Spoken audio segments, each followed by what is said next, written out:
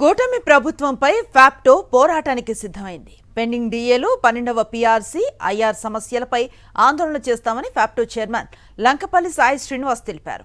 ఈ నెల 30 వరకు ఎంపీలు ఎమ్మెల్యేలకు వినతి పత్రాలు ఇస్తామన్నారు. ఇచ్చిన హామీలు కూటమి ప్రభుత్వం అమలు చేయటం లేదని ఆగ్రహాన్ని వ్యక్తం చేశారు. జూలై 14న కలెక్టరేట్ల ఎత్త ధర్నాలు నిర్వహిస్తామని స్పష్టం చేశారు సాయి శ్రీనివాస్. ఈ కూటమి ప్రభుత్వం ఏర్పడి 2 సంవత్సరాలు పూర్తయింది. ఇచ్చిన హామీలు జాస్తి, అమలు నాస్తి.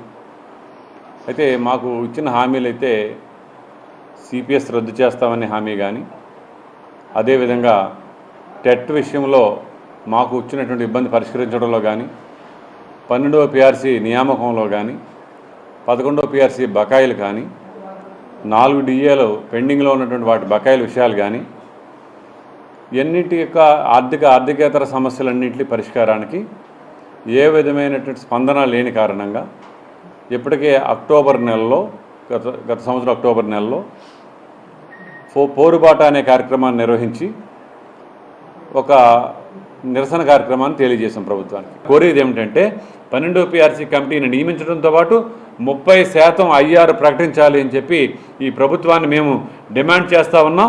అయితే ఈ ప్రభుత్వాన్ని కోరేది ఏంటంటే సిపిఎస్ని రద్దు చేసి ఓపీఎస్ని అమలు చేయడం తప్ప ఇంక అంతకంటే మెరుగైన విధానాలు ఏమీ ఉండబోవు అని చెప్పి మేము తెలియజేస్తూ ఉన్నాం. మరిన్ని అప్డేట్స్ కోసం ఛానల్ను సబ్స్క్రైబ్ చేయండి. నోటిఫికేషన్స్ కోసం బెల్ ఐకాన్ పై క్లిక్ చేయండి.